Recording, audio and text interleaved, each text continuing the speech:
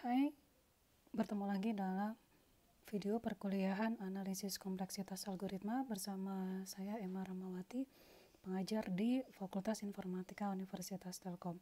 Baik, pada video kali ini saya akan membahas tentang analisis matematis untuk algoritma non-rekursif.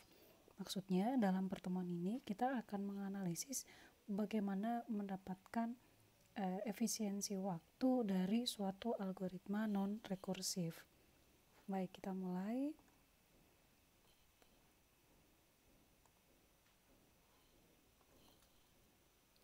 Kita review sebentar tentang kompleksitas waktu. Kita tahu bahwa Tn atau kompleksitas waktu dirumuskan dengan COP kali Cn, di mana Cn ini merupakan jumlah dari operasi dasar dieksekusi, sehingga ketika kita membahas tentang kompleksitas waktu, pada dasarnya kita berusaha untuk menghitung berapa kali operasi dasar suatu algoritma itu dieksekusi dalam batasan ukuran input n, seperti itu. Nah, ini adalah beberapa kelas efisiensi asimptotik dasar yang kita kenal sampai dengan saat ini. Ada kelas konstan, ada kelas logaritmik, ada kelas linear, linearitmik, kuadratik, kubik, eksponensial, dan faktorial. Nah, ke-8 kelas efisiensi ini yang sering kemudian digunakan untuk menentukan kompleksitas waktu dari suatu algoritma.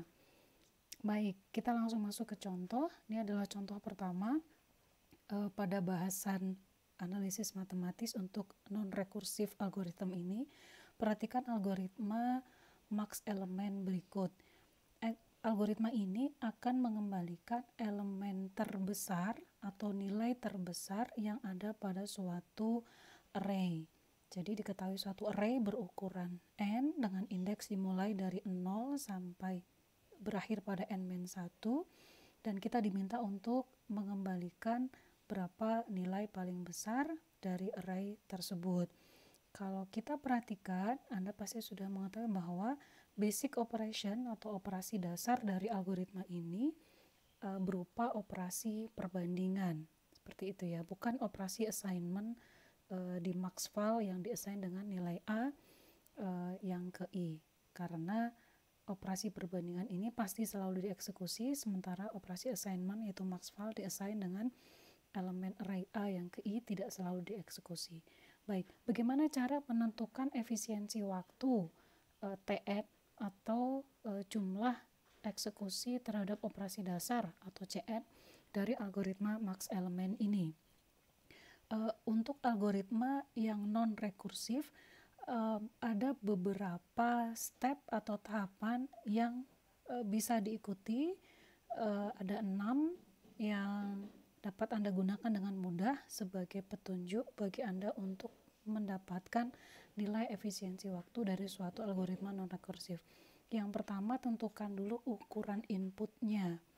Contoh untuk kasus kita yang tadi, mencari nilai terbesar pada array n, berarti ukuran inputnya adalah ukuran array atau n. Kemudian identifikasi operasi dasarnya. Nah, untuk kasus yang sedang kita bahas, operasi dasarnya berarti operasi dasarnya berupa operasi perbandingan atau comparison. Kemudian yang ketiga, hitung berapa kali atau identifikasi berapa kali operasi dasar tersebut dieksekusi, kaitannya bergantung pada ukuran input. Seperti itu. Penting juga memperhatikan worst case, best case, dan average case ya. Kemudian yang keempat, ini yang cukup penting di sini, bangunlah suatu formula penjumlahan atau formula sum yang mengekspresikan jumlah dari operasi dasar tersebut dieksekusi. Kenapa kita pakai sum? Kalau kita lihat misalnya dia dieksekusi sebanyak 1 kali, kalau 1 iterasi, berarti kalau ada n iterasi kan pada dasarnya kita eksekusi sebanyak 1 tambah 1 tambah 1 sampai dengan n. Itu kan operasi penjumlahan, seperti itu intuisinya. Baik, yang terakhir adalah gunakan formula standar dan aturan manipulasi pada sum atau penjumlahan. Seperti apa contohnya? Kita akan bahas di kasus ini. Nah, ini adalah dua formula standar pada penjumlahan. Yang pertama bentuknya seperti ini, sum dari 1 dengan lower bound atau batas bawah adalah L dan batas atas adalah U atau upper bound.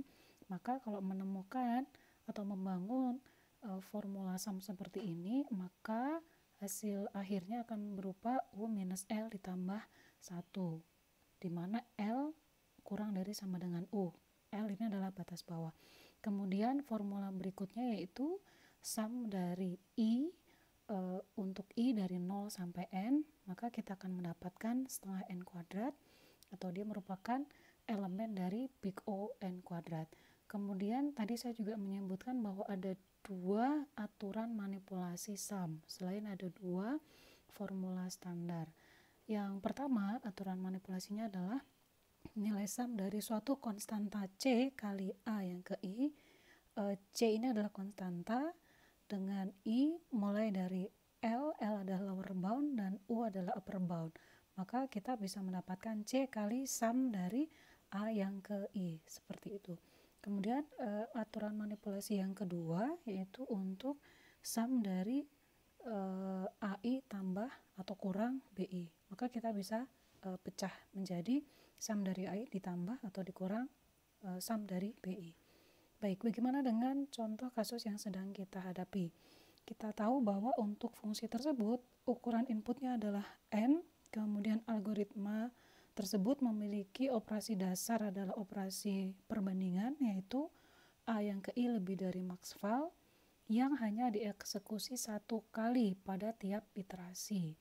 Sehingga kita bisa membangun formula sumnya adalah seperti ini. Sum dari 1, karena hanya dieksekusi 1 kali ya operasi dasarnya, dari I sama dengan 1, batas bawah 1 Anda lihat di iterasi, di loop for I sama dengan 1 sampai N-1. Jadi batas bawahnya adalah 1 dan batas atasnya adalah N-1. Kemudian aplikasikan formula standar yang pertama, maka Anda akan mendapatkan seperti ini nilai CN-nya, dan ternyata efisiensi waktu atau kompleksitas waktunya adalah big O N, linear ya. Baik, itu contoh pertama. Kemudian kita akan lanjut ke contoh kedua, yaitu tentang elemen unik.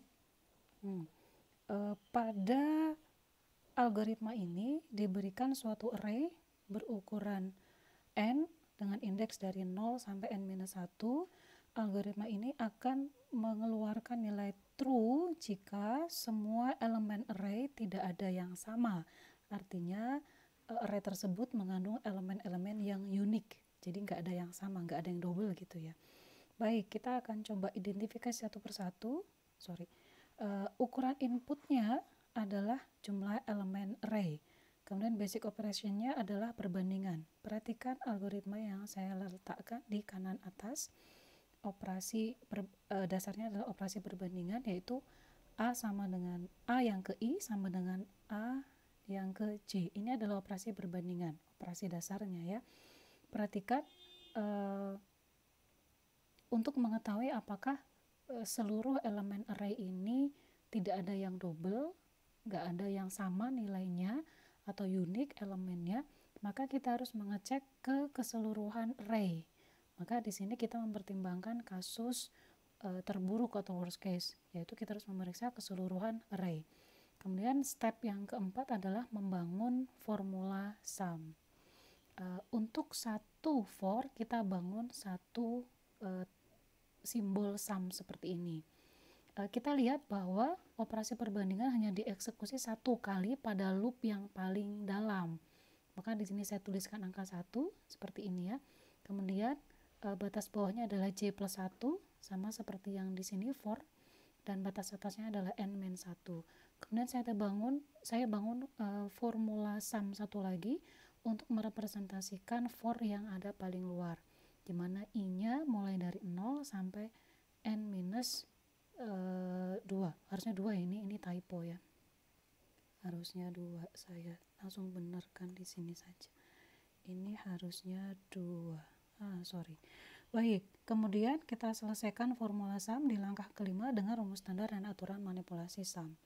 Anda akan mendapatkan cara pengerjaan seperti ini. Kita akan bahas satu persatu. Ini adalah yang di kotak merah. Di sini adalah formula sum yang kita bangun tadi di atas ya. Kemudian kita akan selesaikan satu persatu. Kita lihat bahwa di bagian yang ini, di sini, ini kan mirip dengan formula standar sum yang pertama. Nah, kita akan jabarkan menjadi seperti ini. Seperti itu. Kita akan lihat di slide berikutnya untuk lebih detail ya. Baik.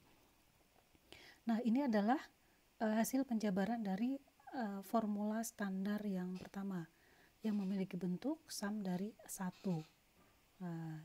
Dia memberikan, kita diberikan rumus kalau ada bentuk seperti ini, bentuk sum seperti ini, maka ikuti saja rumusnya, yaitu U minus L tambah 1. U adalah batas atas, L adalah batas bawah, ditambah dengan 1. Maka batas atasnya adalah N-1, dikurangi batas bawahnya adalah I plus 1, ditambah 1, maka kita akan mendapatkan bentuk N-1 minus I, seperti ini. Nah, kemudian kita bisa jabarkan lagi ini menjadi seperti ini. Gitu ya, N-1 minus sum dari N-1 dikurangi sum dari I. Ini kita menggunakan bentuk dari aturan manipulasi sum. Seperti itu ya, yang plus minus seperti itu. Kemudian masing-masing ini bisa saya jabarkan lagi. Yang kotak biru N-1-nya akan saya keluarkan dikali dengan sum dari 1, dan yang sum dari I akan saya jabarkan ke dalam yang saya kotakin warna kuning ini, N-2 kali N-1 dibagi 2. Nah, yang di kotak biru akan mengikuti aturan manipulasi sum yang pertama, di mana sum dari suatu konstanta C kali AI sama dengan konstanta C-nya saya keluarkan dikali dengan sum dari A yang ke I. Ternyata ini kan memenuhi rumus seperti ini, rumus standar 1 ya. Jadi bisa kita berlakukan rumus standar 1. Kemudian yang di kotak kuning itu mengikuti rumus standar 2 yang I. Sum dari I itu akan memenuhi rumus seperti ini. Sum dari I sama dengan sum dari I, mau batasnya 0, batas bawahnya 0 atau batas bawahnya 1 nggak masalah, maka kita akan mendapatkan 1 tambah 2, ini deret hitung, kita akan mendapatkan setengah N kuadrat di sini ya. Maka di sini saya jabarkan lagi N-1 kali sum dari 1 akan menjadi N-1 kuadrat. Nah, coba Anda hitung bagaimana kok bisa mendapatkan angka seperti ini gitu ya. Kemudian yang N-2 yang di kotak kuning kali N-1 ini jadi seperti ini. Saya hitung biasa ini yang di kotak biru dengan kotak kuning, maka Anda akan mendapatkan N-1 kali N dibagi 2. Ini adalah Cn-nya. Dan kalau kita diminta untuk menghitung kelas efisiensinya, seperti itu, maka kita bisa sederhanakan, kita ambil yang orde paling besar yaitu N kuadrat, setengah N kuadrat, sehingga kita bisa menyimpulkan bahwa algoritma kita ini adalah elemen dari big O N kuadrat. Seperti itu. Baik, itu